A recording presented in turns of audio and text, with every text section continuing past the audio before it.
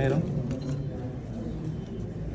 Cuerpo, este es el cuerpo vertebral, que se ve siempre anterior a lo largo de la columna, cuerpo vertebral y aditamentos, ¿no? Eso es cuerpo más aditamentos.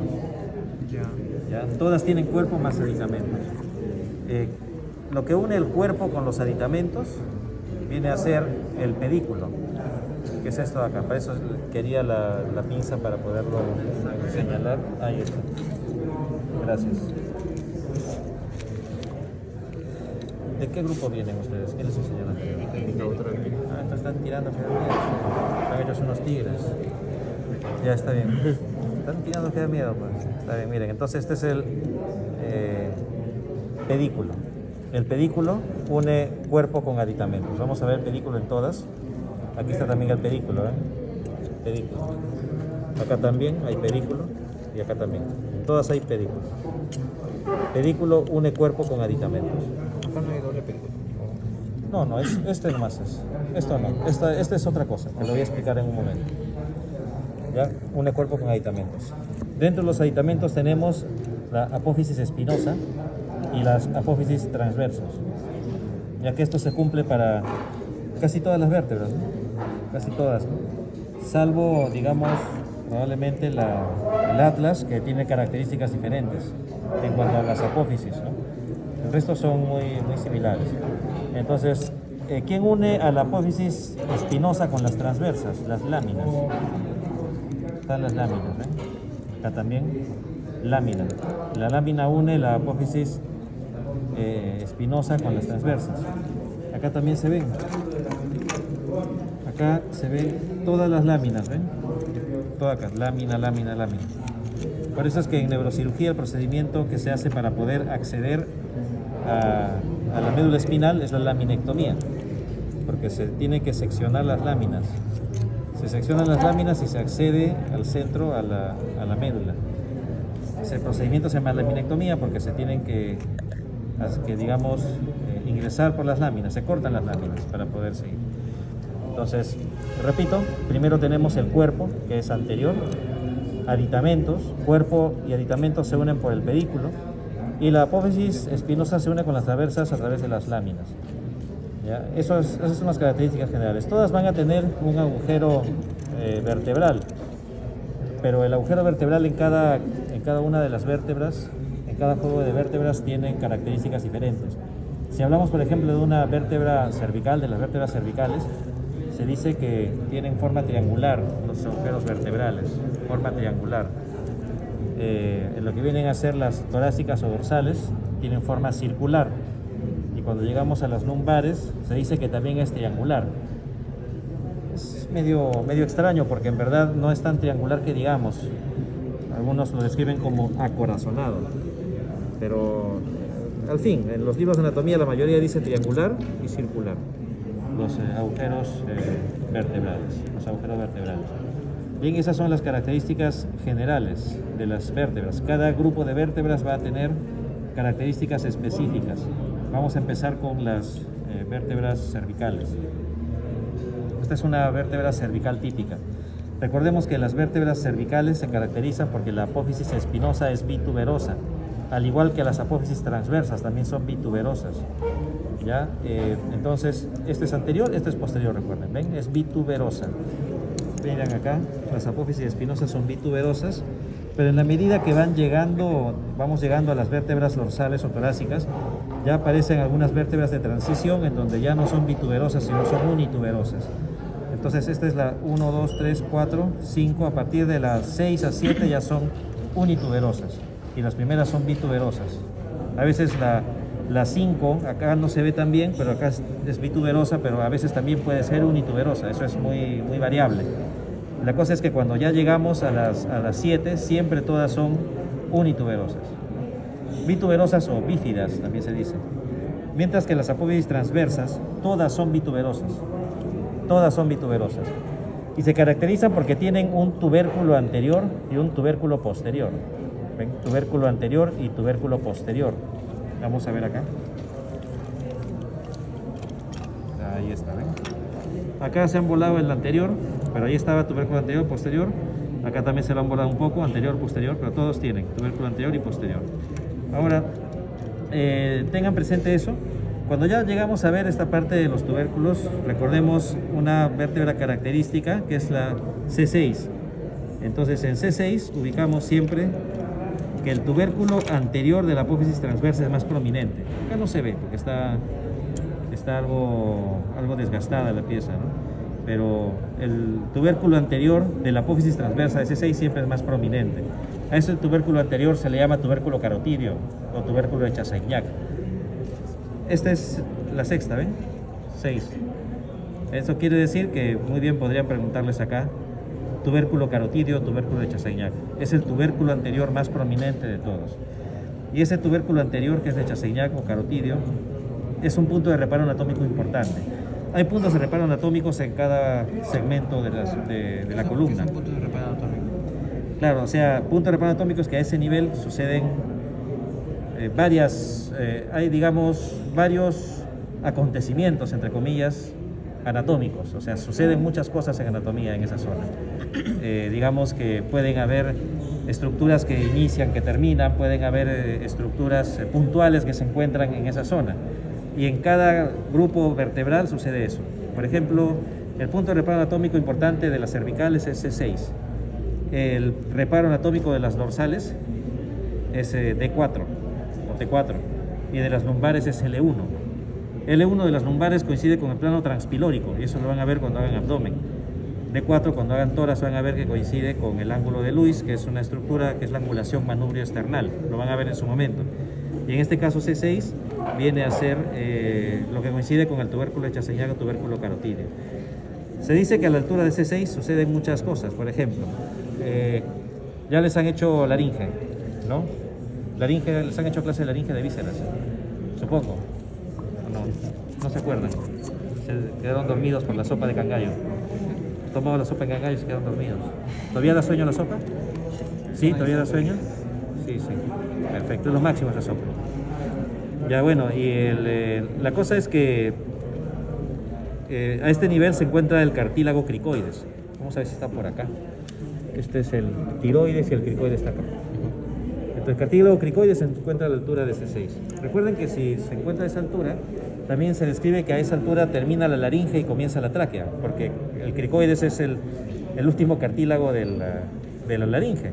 Entonces, hacia abajo es el primer anillo traqueal. Por eso se dice, a esa altura se encuentra el cricoides, a la altura de C6, también termina la laringe, comienza la tráquea. También se dice que termina la faringe y comienza el esófago, a esa altura. Bien. También a esa altura se dice que la arteria tiroidea inferior se hace horizontal. La arteria tiroidea inferior es una rama del tronco tiroidicérvico escapular, que se acordarán que en miembro superior les habrán explicado que, por ejemplo, la arteria supraescapular se origina del tronco tiroidicérvico escapular. La supraescapular les habrán dicho. Entonces, tiroidicérvico escapular es tiroidea inferior, cervical ascendente, cervical transversa y supraescapular. Esas son las ramas del tiroidicérvico escapular. Y entonces de ahí se origina la arteria tiroidea inferior. Se hace horizontal.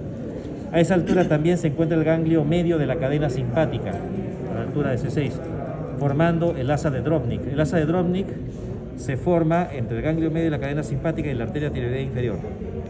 A esa altura también la arteria vertebral se hace profunda. La arteria vertebral, recuerden que es la primera rama que asciende de la subclavia. Esa arteria vertebral asciende y se hace profunda a la altura de C6, junto con la vena vertebral y el nervio vertebral, que también es rama de la cadena simpática. El van vertebral se hace profundo a ese nivel, a la altura de C6. Entonces ahí viene otro detalle anatómico más. Miren esto, en las apófisis transversas existen estos agujeros. Agujero transverso, del agujero transverso. Entonces, por el agujero transverso va a pasar la arteria vertebral, de ambos lados, ¿no?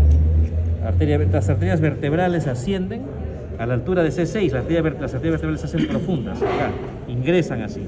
Y luego que ingresan a la altura de C6, ascienden y al llegar a C1, a la altura del atlas, van a pasar por esta depresión que se llama el sifón para la arteria vertebral, y luego que pasan por el sifón para la arteria vertebral o surco para la arteria vertebral, se van a anastomosar las dos arterias vertebrales y van a formar el tronco basilar.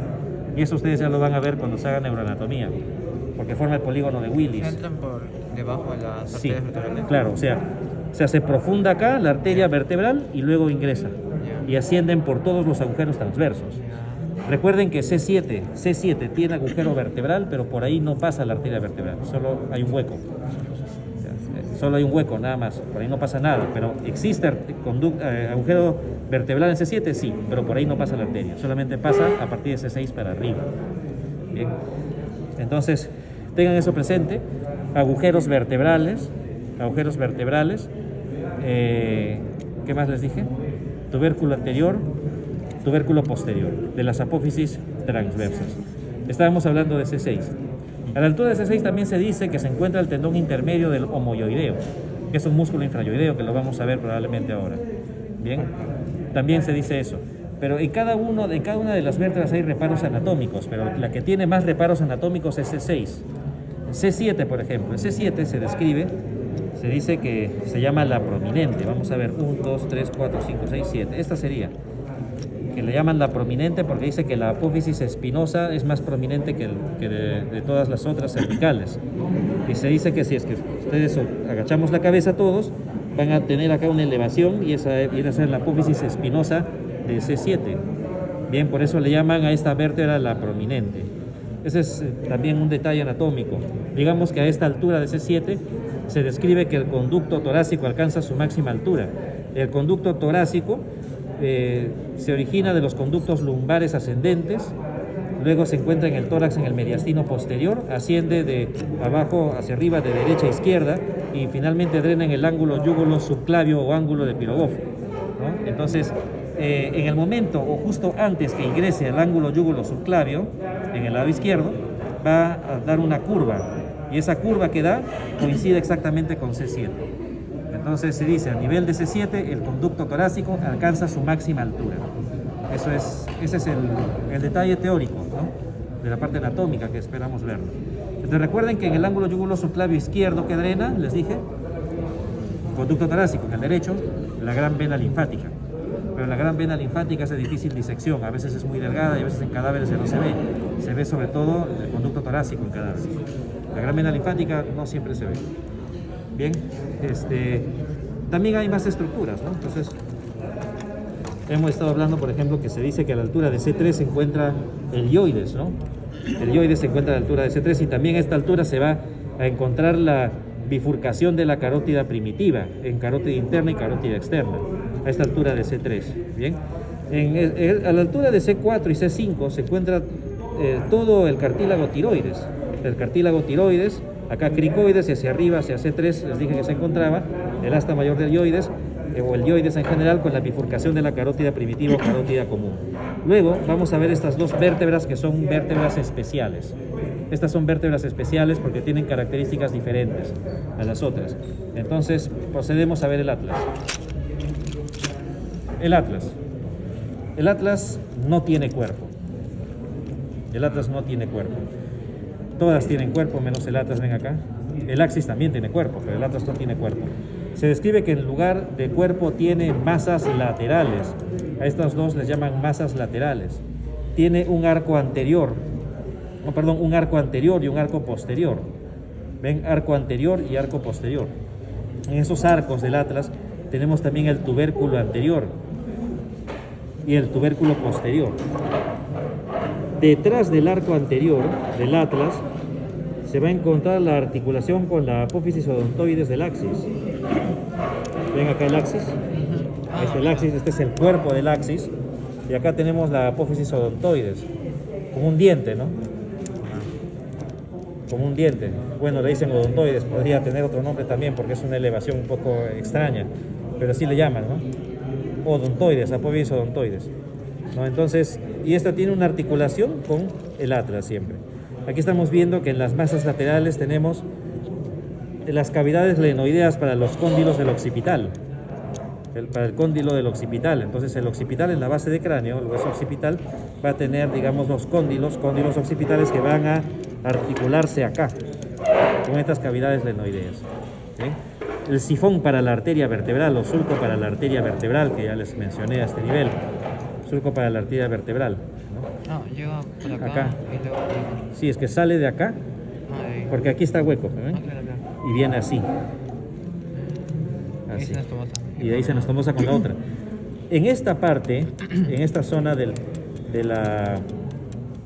en esta zona donde se describe esa curva, se puede encontrar la arteria vertebral en la nuca, en el cadáver. Se va a ver en la nuca, en la zona del triángulo de rectos y oblicuos. Todavía de eso no les han hablado, ¿no? Creo que a mí me toca explicarles eso el lunes en la teoría. Bueno, ya no importa. Les diré, pues, ¿no? Entonces, esa parte se encuentra y la arteria vertebral se puede ver en la nuca, en el cadáver siempre. Claro, antes que ascienda, ¿no? Y que forme el tronco basilar, ¿ya? Entonces, eso es lo que vemos del atlas. Del axis no hay muchas cosas que ver. Cuerpo, apófisis odontoides, agujeros transversos, apófisis transversa, láminas, apófisis espinosa. No hay más cosas que ver por acá. Ahora vamos a explicar lo que es un poco más complejo, es hablar de las cervicales, y ahora hablemos de las torácicas o dorsales. Miren ustedes cómo las primeras vértebras dorsales son horizontales y en la medida que vamos avanzando se van haciendo oblicuas y hasta verticales. Los libros dicen que las apófisis espinosas de las dorsales son verticales. Yo en verdad nunca he visto una vértebra vertical, porque vertical es que sea así. No se ve nunca eso, se le ve solo que son oblicuas, pero los libros de anatomía dicen que son verticales, así que hagamos caso a los libros de anatomía, ¿ya? Se describe que son verticales, y luego cuando vamos llegando a las vértebras lumbares, nuevamente se hacen horizontales las apófisis espinosas. Se describe que las apófisis espinosas tienen una forma, digamos, prismática. Estas son agudas, bífidas y agudas, estas son prismáticas, y estas de abajo son cuadrangulares, las lumbares. Bien. Ahora, algo que también tenemos que ver son las articulaciones. ¿Cómo tienen sus articulaciones? Hacia este lado vamos a ubicar hemicarillas articulares para la articulación primero con el tubérculo de la costilla en la apófisis transversa y se articula con la cabeza de la costilla en el cuerpo vertebral. Entonces, si ustedes agarran un esqueleto van a notar esto, que las costillas vienen así. Cabeza de la costilla, tubérculo de la costilla y el cuello de la costilla estaría acá. Eso lo van a ver mejor cuando se haga tórax, ¿no? Pero por ahora tengan presente que se articula acá siempre las costillas en todas las vértebras dorsales, en todas. Esa es una característica que tienen solamente las vértebras dorsales, la articulación con las costillas. Bien, siempre así de esa forma. Y también tienen hemicarías articulares para la articulación con las costillas, con la articulación con las vértebras que se encuentran superiores e inferiores. ¿Qué es una hemicarilla? Hemicarilla articular, claro, son carillas articulares. Sí, son carillas articulares, pero se llaman así. Estas son carillas, perdón. Hemicarillas son estas, porque estas son carillas articulares completas. Estas son hemicarillas, ¿por qué? Porque acá llega solamente la articulación de la mitad de una de las costillas. O sea, esto es así. Acá llega, como les estaba diciendo, el tubérculo y acá llega la cabeza. Entonces, la cabeza comparte articulación con dos cuerpos vertebrales. Entonces, por eso es que a estos se les llama hemicarillas. A estos sí son carillas. Esto también es carilla, ¿ya?